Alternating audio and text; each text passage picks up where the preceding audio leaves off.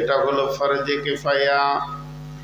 আলিম হওয়াটা ফরজে কিফায়া, আলিম হওয়াটা ফরজে কিফায়া, কিন্তু দুইটি জিনিস শিক্ষা করা হচ্ছে ফরজে আইন। যতগুলি মানুষ পৃথিবীতে বেঁচে থাকবে, যতগুলি মুসলমান বেঁচে থাকবে, ফ্যামিলিতে যদি 20টা লোক হয় নারী পুরুষ মিলে, সেই নারী পুরুষ সকলকে 20 জনাকি শিক্ষা করতে হবে ওই দুটি জিনিস সকলের জন্য ফরজে আইন। সেই দুটি কি? এক নম্বর হলো আল্লাহর হুকুম কেমন ভাবে আপনার উপরে আসছে, আর ওটা কিভাবে পড়লে রিটার্ন করা যাবে, এই পর্যন্ত জানাটা সকলের জন্য ফরজ। জোহরের নামাজটা কেমন হবে, আসরের নামাজটা কেমন হবে, রুকুটা কেমন হবে, সাজদা কেমন হবে, বছরে একটা মাস রোজা, রোজাটা কিভাবে রাখবো না রাখবো, তার মানে আল্লাহর হুকুম যেগুলো আমার উপরে আসছে, কোনোটা সপ্তাহে একবার, কোনোটা প্রতিদিন, কোনোটা মাসে, কোনোটা বছরে, প্রত্যেকটি আমলকে আমাকে পুঙ্খানুভাবে জানতে হবে।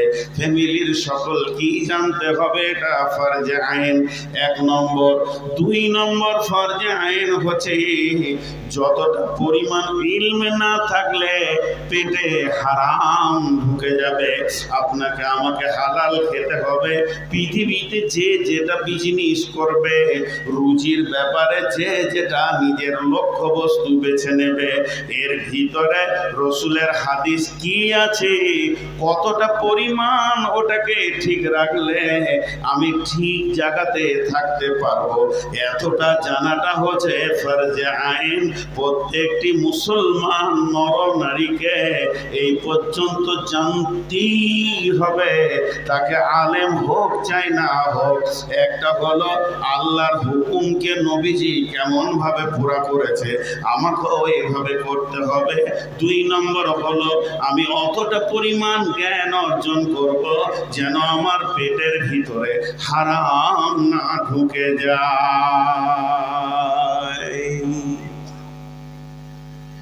এটা হলো ফরজে কিফায়া, এটা হলো ফরজে আইন।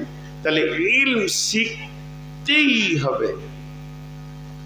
রাসূলুল্লাহ সাল্লাল্লাহু আলাইহি ওয়াসাল্লাম কত গুরুত্ব দিয়েছিলেন ইলমে, একটা ঘটনাতে বুঝে নেবেন। বদরের যুদ্ধটা যুদ্ধ ছিল না, বদরের যুদ্ধটা যুদ্ধ ছিল না, হঠাৎ হয়ে গিয়েছিল। বদরের যুদ্ধটা কিভাবে হলো?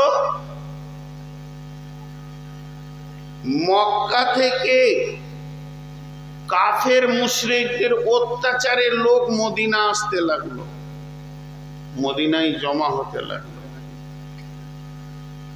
এই যে চলে আসছে এরা হিজরত করে, বেশ কিছু ফ্যামিলি সেখানে থেকে গিয়েছিল, যারা ঈমান এনেছে, আল্লাহকে আল্লাহ বলে মেনেছে, রসুলকে রসুল বলে মেনেছে। সেই রকম বেশ কিছু ফ্যামিলি মক্কায় থেকে গেছিল, তাদের উপরে অমানসিক অত্যাচার চলছিল। এই অত্যাচার যখন সীমা অতিক্রম করে ফেলেছে, আর সহ্য করা যায় না। 1-2টি ঘটনা এত মার মেরেছে যে পিঠে ঘা হয়ে পুঁজ হয়ে গেছে। এদেরকে সোশ্যাল ভাবে বয়কট করা হয়েছে। খবর মদিনাবাসীরা পেয়ে গেল। নেতৃত্ব দিচ্ছে কে? আবু জাহাল। নেতৃত্ব দিচ্ছে কে? আবু সুফিয়ান। সেই সুফিয়ান, সেই আবু সুফিয়ান ব্যবসা করতে গেছে শামে। 1 মিনিটের জন্য আপনাদেরকে বুঝাই। কৃষ্ণনগরটাকে ধরেলেন মক্কা, আর ডিঙ্গলটাকে ধরেলেন মদিনা, আর শাম ধরেলেন বহরমপুর। বোঝানোর জন্য বলছি, আবু সুফিয়ান মক্কাতে মুসলমানদের উপরে অত্যাচার করছে, তাদেরও আত্মীয় স্বজন বাপ ভাই মদিনাতে রয়েছে, এরা খবর পাচ্ছে আস্তে আস্তে, আজ একে মেরেছে, কাল ওকে মেরেছে, কাল বয়কট করা হয়েছে, এইরকম ধরনের। আর ওদের নেতাকে আবু সুফিয়ান, ওই আবু সুফিয়ান বিরাট বড় 1000টা লোকের কাফেলা নিয়ে চলে গেছে কোথায়? বিজনেস করতে সামনে। এই খবর মদিনায় পৌঁছালো। মদিনাওয়ালারা তখন বললো আটকা, ওকে দেবগ্রামে নাহলে পলাশিতে আটকা, আমার বুকে পা দিয়ে ও বিজনেস করবে আর আমার লোক মার খাবে আর আমরা এখানে বসে থাকবো। এই আটকাতে যাওয়া হয়েছিল। কতজন গেছিলেন? যুদ্ধ যদি হতো তো সকলের জন্য মদিনা ছেড়ে চলে যাওয়া ফরজ হয়ে যেত। যুদ্ধ ছিল না, চলো আবু সুফিয়ানের কাফেলাকে আটকাবো। কতজন গেছিলেন? 313 জন। তারা সেখানে পৌঁছালো। যুদ্ধের অনেক বড় ঘটনা, সেদিকে যাচ্ছি না। শেষ রেজাল্ট কি দাঁড়ালো? যুদ্ধের শেষ রেজাল্ট কি দাঁড়ালো? মুসলমানদের 13 জন, মুসলিম বাহিনী আমাদের ইমানদার ভাই 13 জন শহীদ হয়ে বদরের মাটিতে শুয়ে গেলেন। তাদের দাফন কাফন সেখানে আছে। আর ওই বেঈমানদের 70 জনকে কলা গাছ কাটা করে কেটে বদর নামে কুয়াতে ফেলা হয়েছিল। আর 70 জনের কোমরে রশি দিয়ে সাহাবীরা গরুর মতো পিটাতে পিটাতে নিয়ে এসে মসজিদে নববীতে বেঁধে দিয়েছিলেন। বদরের যুদ্ধের রিজাল্ট, 13 জন ইমানদার শহীদ হয়ে জান্নাতি হয়ে গেলেন। 70 জন বেঈমানকে কলা গাছ কাটা করে কবরে শুইয়ে দিল, বদর নামে কুয়াতে ডুবিয়ে দিল। আর 70 জনকে নিয়ে এসে মসজিদে নববীর খাম্বাতে বেঁধেছে। পিলারগুলো কিসের? না খেজুর গাছের। বুকের সঙ্গে হাত, পেছন দিকে হাত, আর সাহাবীরা বেঁধেছেন। এই হাতগুলো ফুলে গেছে, যদিও কাফের মুশরিক, তাদের হাতগুলো ফুলে গেছে, পা ফুলে গেছে, সারা রাত দাঁড়িয়ে আছে। আর একই গাছের একটা খাম্বাতে বেঁধেছে 2 জনকে, রসুলের নিজের চাচা হযরতে আব্বাস আর রসুলের নিজের জামাই, বড় জামাই ওই লাহাবের বেটা, অথবা এক জায়গাতেই বাঁধা। দাদা শ্বশুর আর জামাই এক জায়গায় বাঁধা। বিশ্বনবী ফজরের সালাত পড়তে এলেন। ফজরের সালাত পড়তে এসে ওদের দিকে তাকিয়ে দেখে নবীজির চোখে পানি বের হয়ে আসলো। যতই হোক আত্মীয়, যতই হোক মানুষ, অনেক কষ্টে রয়েছে। এর জন্য নবীজির নাম রাহমাতুল লিল আলামিন। হযরতে বেলাল আযান দিলেন। সাহাবীরা নামাজের জন্য মসজিদে নববীতে পৌঁছালেন। বিশ্বনবী সালাত আদায় করলেন। ইমামতি করার পর সাহাবীদের দিকে লক্ষ্য করে বলছেন, রে আল্লাহর গোলামেরা শোনো, যে বন্দীগুলোকে আমরা বেঁধে রেখেছি এরা তো আমাদেরই আত্মীয়। এদের যদি বাঁধনটা একটু ঢিলা করে দেওয়া হতো তা কত ভালো হতো। লোকগুলো অন্তত একবার বসতে পেত, হাঁটুগুলো এদের ফুলে গেছে। একজন সাহাবী বলে উঠলেন, ইয়া রাসূলুল্লাহ, এটা আপনি স্বাধীন আছেন, যা ইচ্ছা তাই করতে পারেন, আমাদেরকে জিজ্ঞেস করার কোনো প্রয়োজন নেই। বিশ্বনবী বললেন, না, এখানে ব্যক্তিগত চিন্তা চলবে না, মাশওয়ারা করে কাজ নিতে হবে। তাই আমি মাশওয়ারা করলাম, সকলে সম্মতি দিলেন বাঁধনগুলো হালকা করে দেয়া হোক। লোকগুলি একটু বসলো, হাত পা ছেড়ে সুস্থির শ্বাস তারা ফেললো।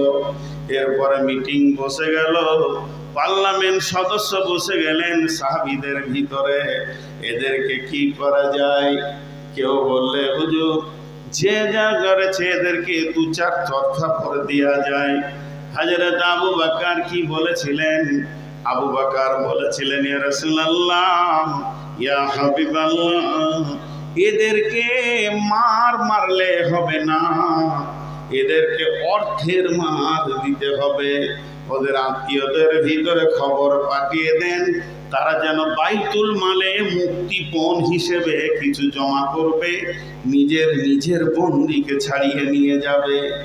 আল্লাহর নবী উমারকে বললেন, উমার রে, তোমার কি রায়? হযরত উমার বললেন, ইয়া রাসূলুল্লাহ, আপনার সাহাবীদের হাতে একটা করে তলোয়ার দিয়ে দেন, নিজের আত্মীয়কে নিজে কেটে ফেলবে। বেঈমানদের সঙ্গে আমাদের কোনো আপোষ নাই।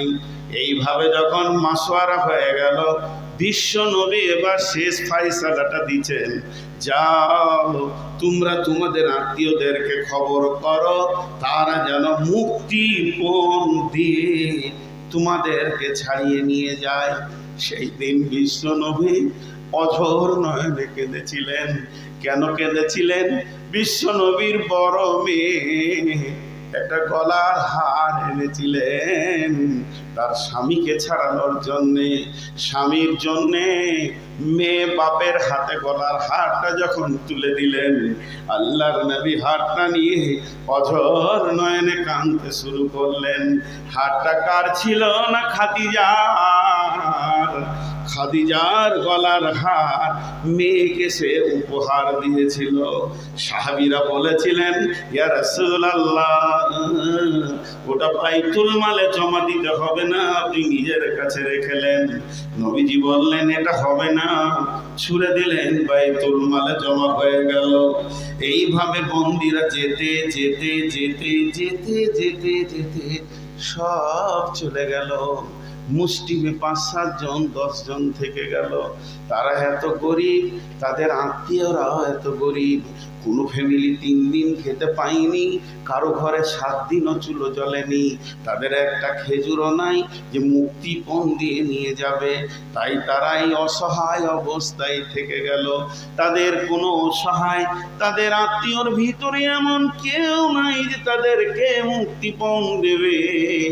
বিশ্বনবী তাদেরকে ডাকলেন, ডাকার পরে বললেন, হে বন্দীরা শোনো, এ বন্দির দল, তোমরা শোনো, তোমরা কি লেখাপড়া জানো? তোমরা কি লিখতে পড়তে জানো? তারা বলল, হ্যাঁ, লিখতে পড়তে জানি। আল্লাহর নবী বললেন, যাও, আমার সাহাবীদের ভিতরে যারা নিরক্ষর আছে এদেরকে স্বাক্ষর করে দিয়ে তোমাদেরকেও বন্দি ছেড়ে দিব। তার মানে বিশ্ব নবী শিক্ষাকে কত গুরুত্ব দিয়েছেন। একটা শিক্ষার বিনিময়ে বন্দিকে পর্যন্ত মাফ করেছেন।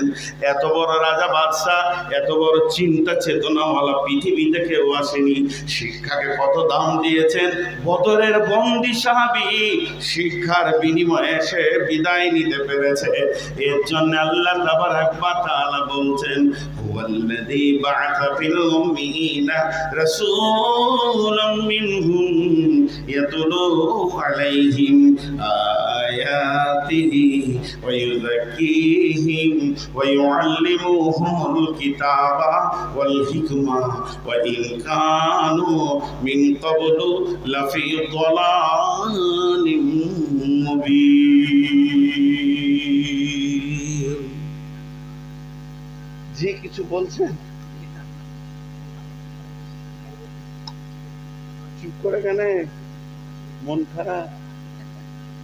এই নাকি জিজ্ঞেস করছি।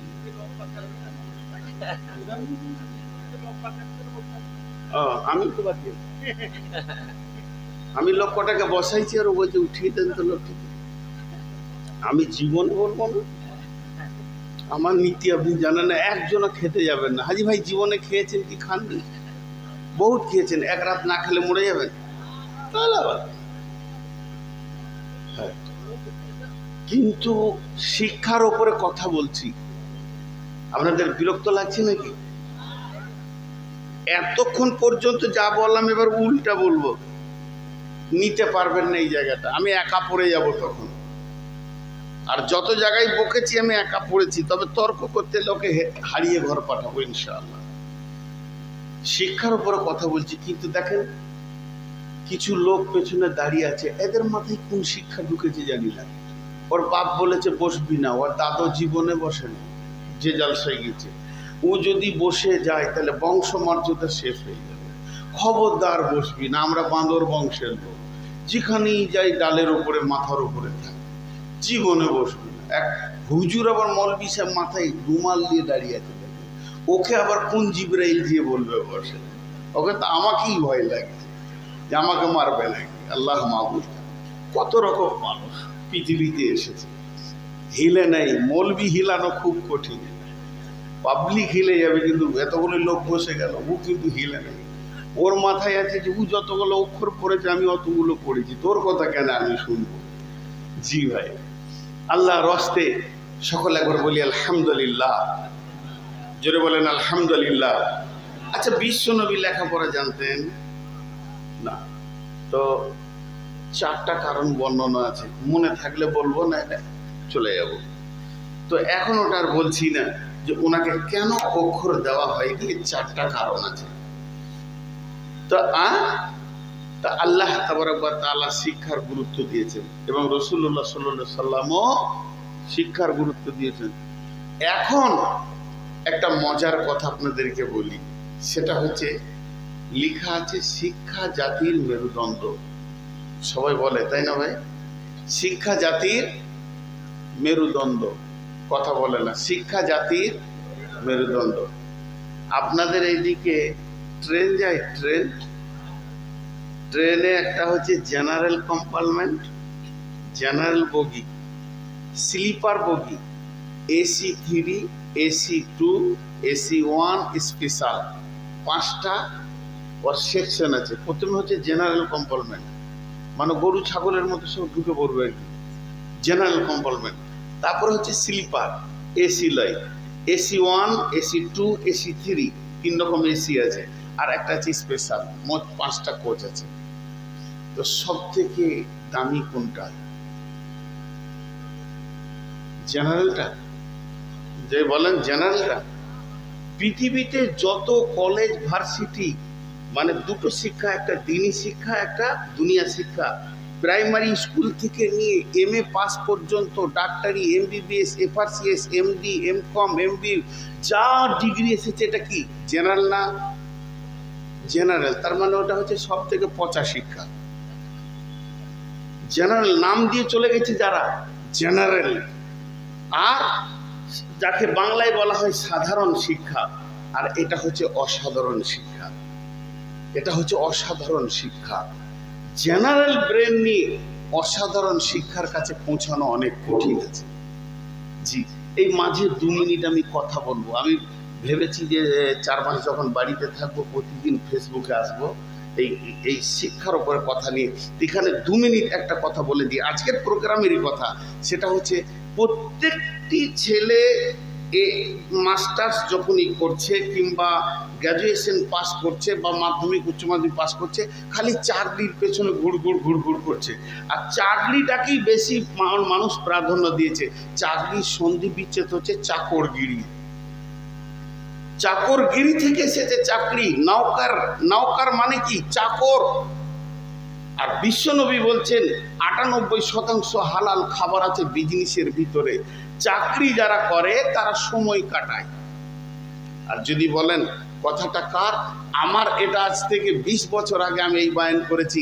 চাকরি যারা করেন, একটা হাই স্কুলে হেডমাস্টার হেঁটে যাচ্ছে, আপনি যদি পেছন থেকে বলেন ওই চাকর, ওই চাকর, ও তো সরকারের চাকর, কোনো ডিস্টার্ব হবে না, ও চাকরিটাকে গ্রহণ করে নিয়েছে। জি, এখন যদি বলেন যে আপনি এটা কেন বলছেন, কি আল্লাহর খেলা। এই কয়েকদিন আগেই আবুল কালাম আজাদ কি বলেছে দেখেন।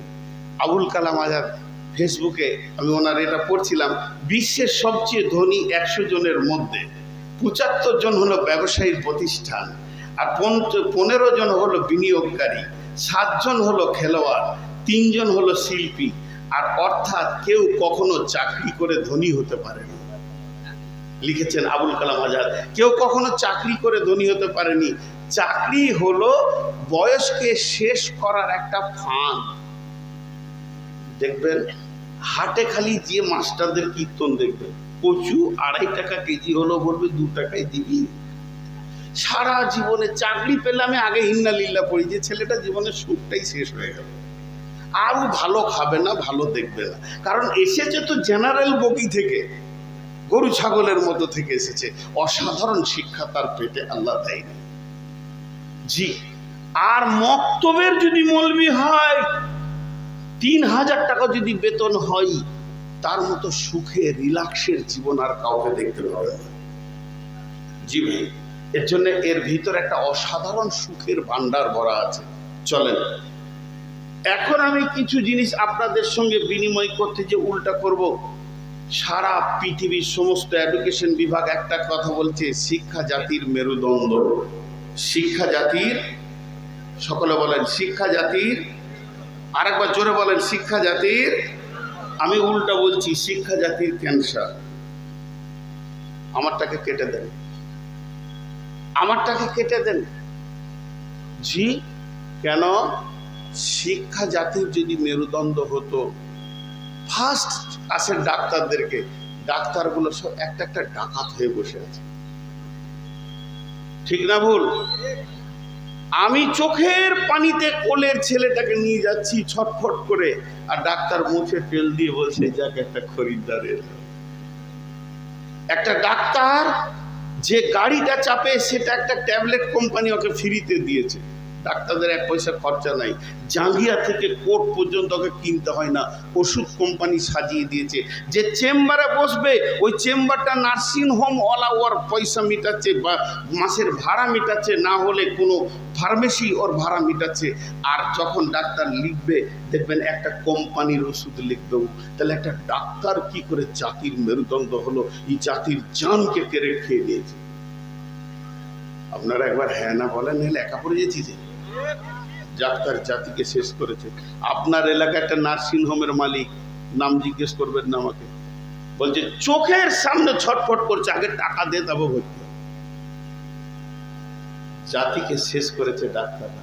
এখন বলেন, একটা কথা জিজ্ঞেস করব খালি, যদি ভুল বলি জুতোগুলো আমার বুকে ছুঁড়ে দেবেন, আমি ফুল বলে কুড়িয়ে নিব। জুতোগুলো, পায়ের জুতোগুলোকে আমার দিকে ছোড়ার জন্য রেডি হন। ট্যাবলেটে ভেজাল, ওষুধে ভেজাল, ভিটামিনে ভেজাল। এটা কি চাষিতে দেয় না শিক্ষিততে দেয়? আবার বলছে সিলাইনও ভেজাল। কে দেয়, শিক্ষিত না চাষি? হ্যাঁ, মরছে তো।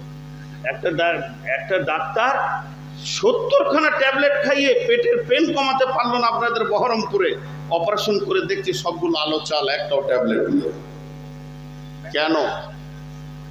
আমাদের বর্ধমানে একটা ডাক্তারকে জুতিয়ে লম্বা করে দিল। কেন?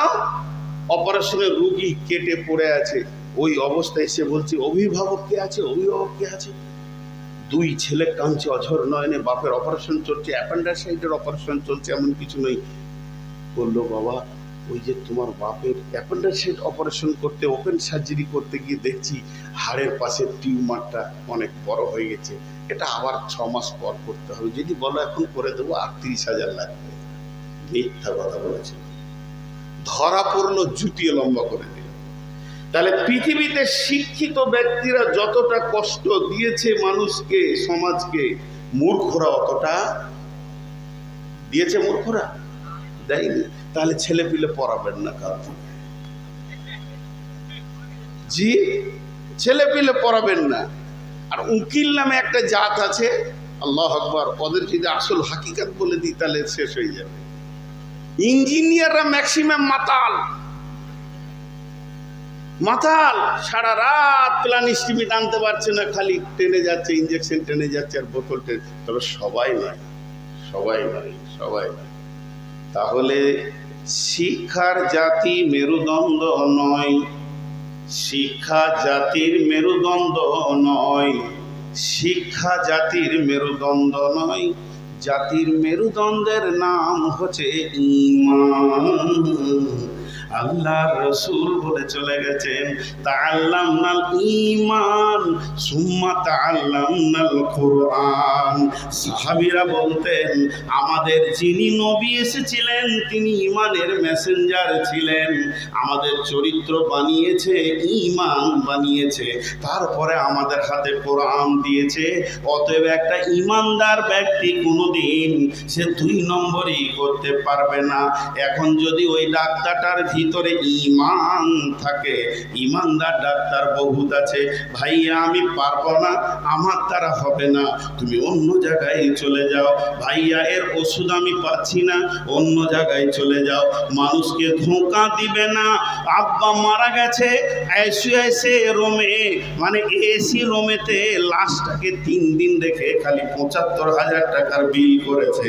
এই রকম নার্সিংহোম গাদা দেখতে পাবেন। তার মানে হচ্ছে কি, পৃথিবীর সব থেকে বড় ডাকাত, শিক্ষিত, বাটপার, বেঈমান এই মুসলমান মানে ডাক্তারেরা। কিন্তু তার ভিতরে যদি ঈমান নামে বস্তুটা থাকতো, সাহাবীরা বলেছিলেন, তাআল্লামনাল ঈমান সুম্মা তাআল্লামনাল কুরআন। কোরআনের মতো শিক্ষাকে গ্রহণ করার আগে আমাদের নবী আমাদেরকে 10 থেকে 12 বছর খালি ঈমান শিখিয়েছে। ঈমান থাকলে ওষুধে ভেজাল হবে না, ঈমান থাকলে সিলাইনে ভেজাল হবে না, ঈমান থাকলে বেঈমানি করে অপারেশন হবে না, ঈমান থাকলে সে কোম্পানির গোলাম হয়ে ওষুধ লিখবে না, সে যেটা দরকার ওটাই লিখবে। ফার্মেসির সঙ্গে তার গোপন আতাত আছে, 4টা রুগী পাঠাবো, এত টাকা লাগবে, রক্তের রিপোর্ট 22টা করিয়ে দিয়ে 4,000 টাকা বিল করিয়ে 1,500 থেকে 2,000 টাকা ডাক্তারের থাকে। বন্ধুরা আমার, তাহলে জাতিকে কষ্ট দিয়েছে শিক্ষিতরা। তবে বিশ্ব নবী বলেছেন, জাতিকে বাঁচাতে পারবে একমাত্র ঈমান।